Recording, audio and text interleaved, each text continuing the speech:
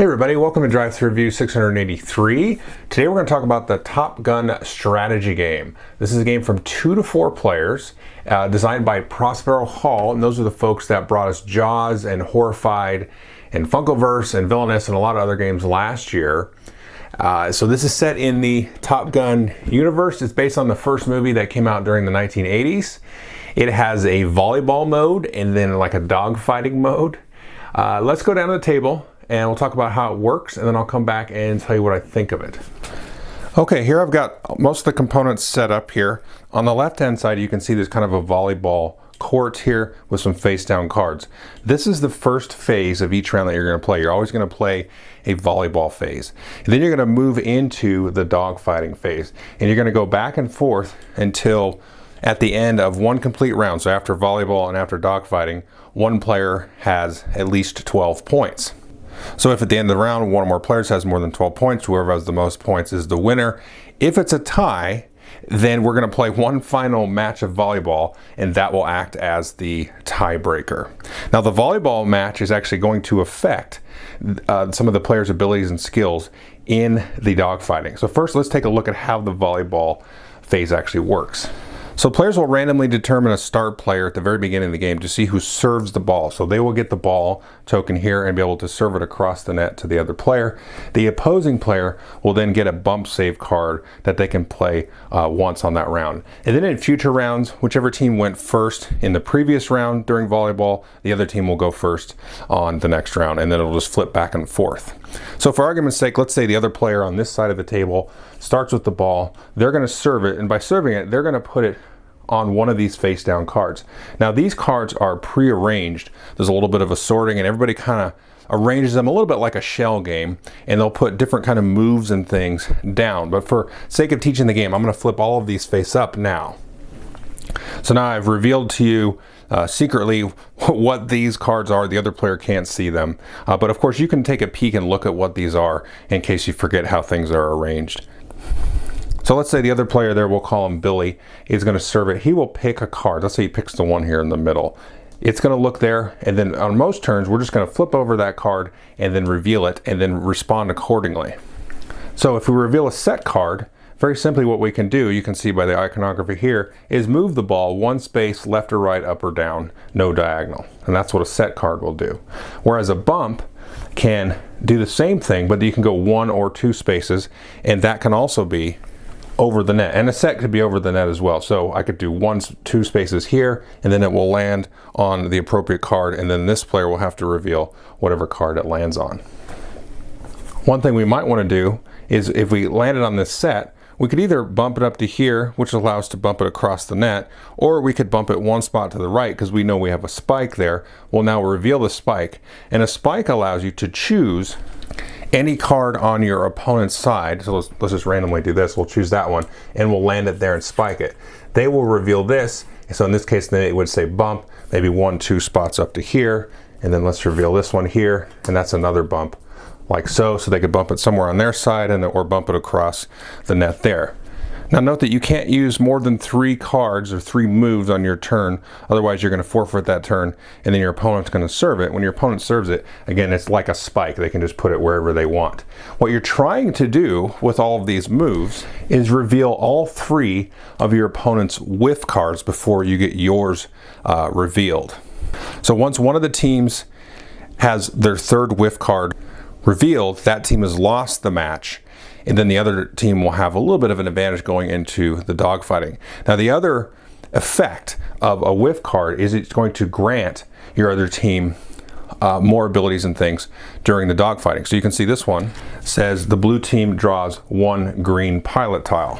Whereas these 2 whiff cards here at the bottom, this one allows the blue team to get a WSO card, and this one allows them a pilot tile and a WSO card. And the other team, of course, has similar cards on their side that will grant me the bonuses for me. Now, the player that did not start off the serve here gets this bump save card, which is the exact same as a bump. But instead of revealing a card, let's say they had targeted this whiff, so I could say, oh, okay, instead of that, I'm actually going to play this bump save card.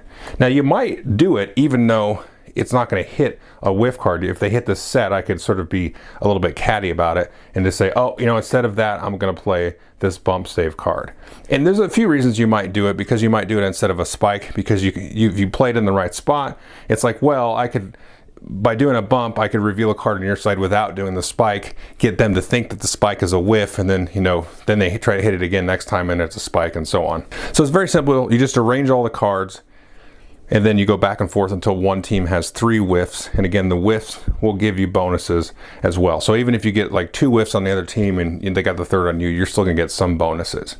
But the winner of the overall match is going to choose whether they want to be the attacker or defender, and they're going to take the corresponding token, and then the other team will get that in the dogfighting match. So let's move on and talk about that. So over on this side of the table, we've got the components here set up for the dogfighting. A couple things to note here. Each team has an identical set of pilot tiles, like so. You can see we've got the blue ones here and the pink ones there. As well, we have these WSO cards that are identical, which I'll explain in a minute. Now we also have a stack of green pilot tiles, and these are a little bit cooler pilot tiles, although you do extra things. And these are the tiles you're going to get as a bonus for getting whiff cards during the volleyball. And there's also a rule that says if you draw a green pilot tile that you already got, you can go ahead and get a new one, so you don't have a duplicate of the same, because it's kind of worthless to have duplicates of the same. And the same goes for, these are the WSO cards. These are a little bit sort of improved and give you some more options when playing WSO cards, which I'll explain why you would do that. But the first thing you're going to do, though, like I said just a minute ago, is one side's going to be the attacker, one's going to be the defender. Whoever won the volleyball game will choose that, and then the other will get the other token. And then you will randomly shuffle up and deal out one of these scenario cards. These are double-sided. I went ahead and set up this one here. And we can see here the defender, according to this tile, is going to be here, so that's the blue team, and then here is the pink team. And then you're going to set out objective tokens. These are worth 2 points each based on the scenario. So the objective for the defender, in this case it's the blue team, is going to be to move their plane around and gather at least 3 of these 2-point tokens. So that's going to add to their point supply. The attacking team, in this case the pink team, cannot gather those. So if the pink team, you know, maneuvers over the top of these, that does nothing for them. They don't actually collect those points. The only way that the pink team will get points is if they get a target lock on the blue team. If you get a target lock on a team, you'll get one of these 5-point tokens there, and the round will immediately end. The round will end once one of the teams gets target lock on each other, on the other team, or one team has collected 3 of those 2-point tokens, and there's always 4 of them out to start the scenario, so you can't just predict where they're trying to go. It is also possible, though, for the defending team, in this case blue, to get a target lock on the attacking team, and that will also end the round and also give that team the 5 points and end the round. Now there's one other really neat thing that can happen that will end the round, is if you take a look at these components here, these are pretty cool. These plastic things, they have little height notches on them. So I'll go ahead and raise the elevation here of the pink one. So now we've raised the pink one up, because after you've just done some maneuvering, it's okay and possible for these little stands here to be on top of each other. So we're going to set it like that, and you could even be on the same elevation here, because the elevations are slightly off on each of the different stands. Let me zoom out just a little bit there. So you can see the pink one is actually flying. They're in the same spot, but they're flying over them. And if you're flying above them and going in the exact same direction, so pink was pointed this way or pointed backwards, this wouldn't count. But if you're one elevation higher, or more than one elevation higher even, and flying in the same direction, pointing the same direction, and there's even little things here, you can maybe see that, kind of helps you with the direction. Yeah, it's a little translucent, but you can see it on the base there, just to give you the perfect setup. If you're doing that, then you're calling what is called flipping the bird, which if you've seen the movie, there's a point in the movie where the plane flies over and then turns upside down and so on. If you do this, then no matter if you're the attacker or the defender, you're going to collect any remaining 2-point tokens that were on the board. So even if you're an attacker, this is the way to do it. And then that will immediately end that round of combat. So if you can kind of get them in a situation where you pull out this maneuver, then that's a good way to clean up some points, possibly even 8 points, although I've never seen that happen. Now the way that a turn works in the flight is kind of interesting. So each team here has a little shield here where they can hide their cards and their tokens. I'll just show you that real quick. It gives you some reminders and stuff like that of what's going on, but I'm going to do it out here in the open. So like I said, everybody has a set of tiles, and they each have the same basic tiles and cards, but you can also add in extra ones of the green ones. But just for these examples, I'm going to show you the basics here. So what each team's going to do is they're going to look through their tiles, and they can choose and pick, and they're going to play 2 of them. Both teams will kind of put 2 face down, slide them in front of their shield, and when both teams are ready, they'll have to reveal these, and then also they'll have put out 1 card, WSO card, and then everybody's going to reveal that simultaneously. And then the defending player always is going to get to move first, and they can play these in any order that they wish. So you can see this one, of course, you would play this one second because it says repeat your previous move. And what this does, you can see you take the position of where your ship is at, move it forward 1 hex, rotate it 1 turn to the left, and it will go up in elevation. Whereas like this one here, you'll go up here, and then you will do basically 2 turns because it almost turned backwards and go down in elevation. So the general rule is that anything that is like a harder maneuver, a little bit more of an extreme maneuver, is going to drop you in elevation, which of course could get you susceptible to having the bird flipped, or also it's easier for your opponent to get target lock on you if they're higher than you. So just keep that in mind. And there's some other special tiles in here that gives you boosts and things like that, some other cool abilities. And then of course this one is like a repeat, but you could do something like this too, where I move forward, rotate backwards, drop 1 elevation, but then I will just move straight from wherever I'm at there. So it would basically be coming out like this, right? And then, I would go back up in elevation. So each team will do their move. So defense moves and then attack moves. And then we're going to look at where you are in relationship to the other plane. So let's look at this example here. Again, each team will have played a card, but I'm going to look at this example as if they both played the same identical card. So in this case, I'm looking at it from the attacker in this case. And they will look and see here on the card that they've played how many dice they're going to roll to try to achieve target lock. Now this is the location of the plane here, and this is, again, the pointing is very important, because if he was turned this way, that would be a completely different story. These numbers would apply moving that direction. So if we go back to here like so, we can see here, because it is 2 spaces ahead, then in this case they're going to roll 3 dice to try to get target lock. Now the other thing to keep in mind is, because they are a higher elevation than the blue player, they get to roll an additional die on top of that. Now if it was reversed, where blue was higher than pink, that would actually subtract a die. So instead of rolling 3 dice from the number there, they would actually only roll 2 dice. Okay? Now if blue had also played a card like this or similar to this, let's say right now we're at 4 dice, right? Because pink is there, they get 3 plus 1 for the higher elevation. We're all going to take a die away, because if blue had played this card as well, then they're 2 spaces back, so that would actually lose a die. So they'll roll a total of 3 dice in that case. And it is possible, let's say both players were pointed like this at each other, that they could both roll, because they'll both be in front of each other. So they'll both roll the dice simultaneously. If you roll and get any target locks there, you got target lock on the player, and the round will end and you will get 5 points.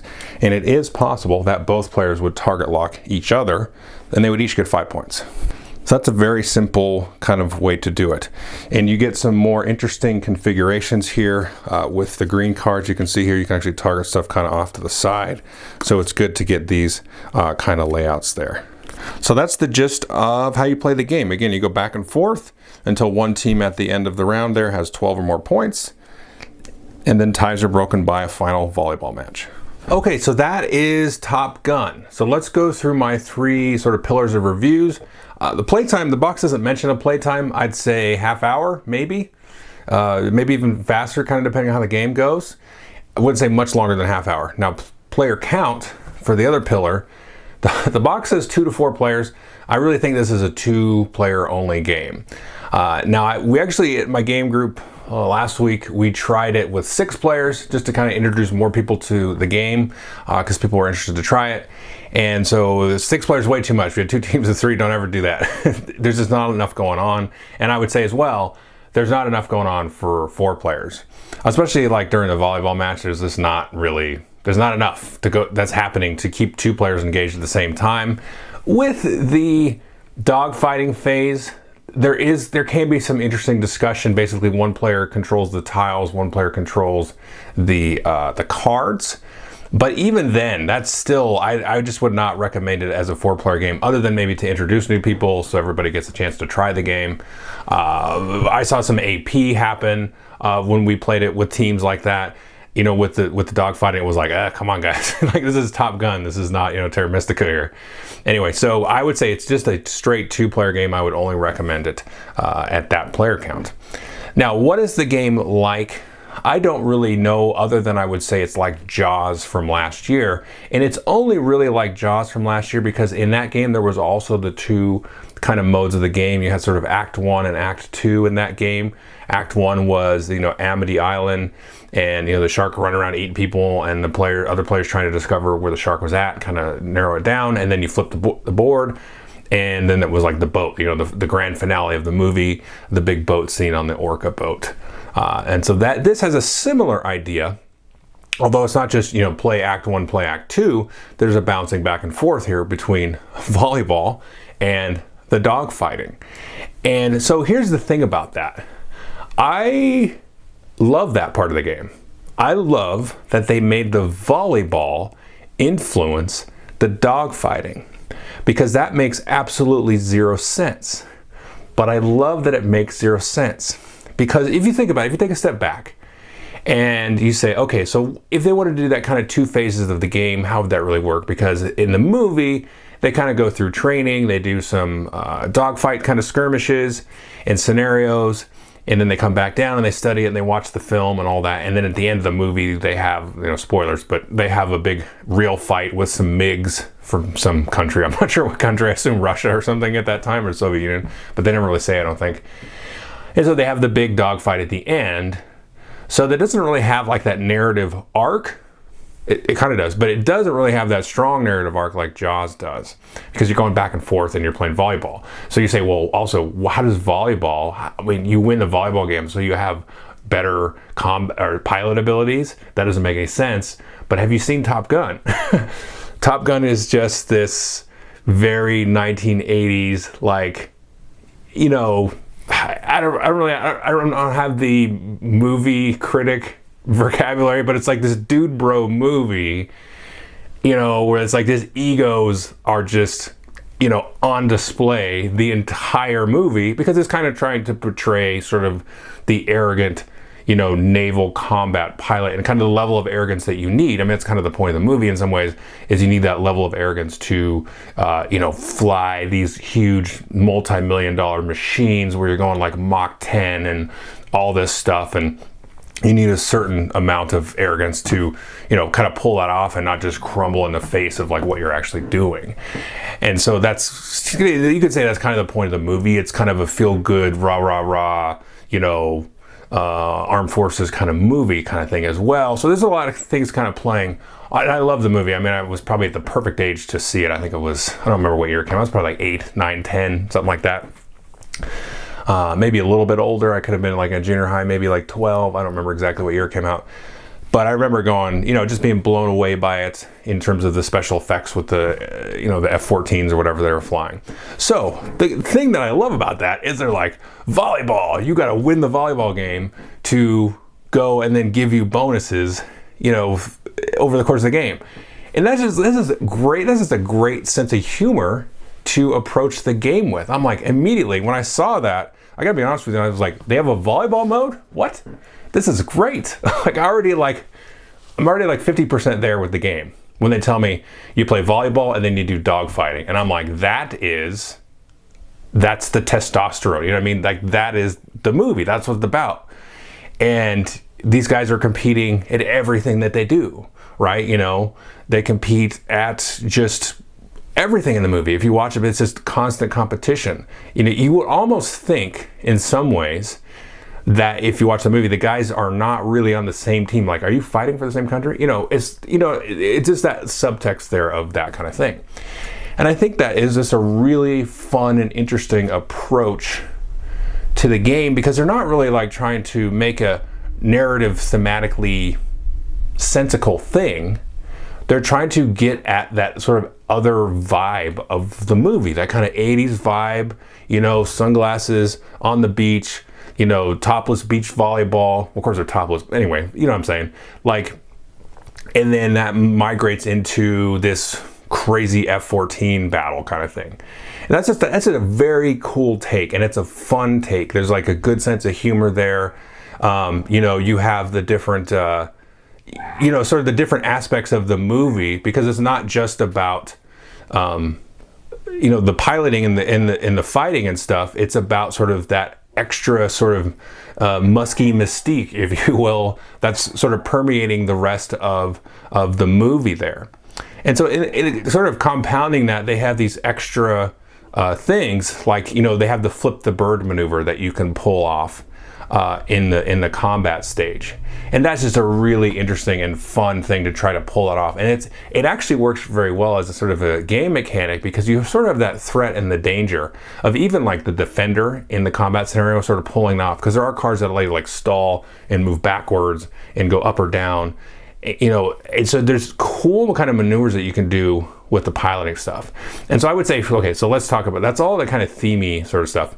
But mechanically, the dogfighting is a lot more interesting than the volleyball one. The volleyball one is very quick. You get that done super quick. There's some kind of bluffing and a little bit of a shell game kind of stuff going on. But that part of the game, like a little bit kind of goes through the motions, but it's so important that you do put a little bit of thought into it, like where you arrange your whiff cards. It's like playing Battleship in a way, with kind of I don't know, it's more interesting than Battleship probably, but there's a little bit of that, so you can kind of move stuff around, and you can kind of bluff with the bump save card if you get that, and that kind of thing. And so I also love like that the tiebreaker is the volleyball game, so if both teams get like 12 exact points at the end of a round, which could happen for sure. And then you play volleyball to break the tie. It's another like fun aspect of the game. I haven't seen that actually happen, but that would be really neat, because I would be like, this is great, because it's just, there's a lot of luck involved in terms of like where you're spiking and serving the ball, but that's just also really cool. Like, that's just a fun thing. I will say, again, kind of talking about the dogfight and the combat, those little plastic stands with the different elevations and stuff like that, and how that kind of works, and the way they can stack on each other and all that, and just that whole aspect of the game is really, really cool and really neat. I mean, I like the mechanics. I like how you can get the extra cards and the way the targeting works and all that stuff. But those plastic stands and that, just in terms of like a manufacturing thing, I would love to see some other games use those and try to like, sort of grow what they kind of have done. I've never seen that kind of thing with those multiple heights and things. That feels like something that might have actually been around in the 80s or something. But I don't know if you watch the channel at all, you might know that I really like this game called Dragonlance that was made back in the day. And you stack these dragons on these giant chips. It was a Dragonlance board game. And man, if they could do some really cool, high quality, graphically interesting dragons on these stands, and you could kind of move around the elevation and all that without these giant chips you could knock over. Ooh, that would be sweet. That'd be so awesome. But anyway, I'm really like sort of impressed by that and how they work that out. And just the game is very, very tight. It's light. It's a fun kind of filler, throwaway 2-player game. And if you have any kind of like, interest or fan of Top Gun kind of going on, then I would say definitely take a look at it. I think it's like $25 at Target or whatever. So it's not a huge investment to get into. I think you get enough plays out of it, at least probably half a dozen or so, and that you can go, and it's just a very fun. So the reason I really wanted to highlight it, because you could probably step away and you'd be like, oh, it's this little shell game with this little kind of half interesting combat game. Okay, but it's also Top Gun.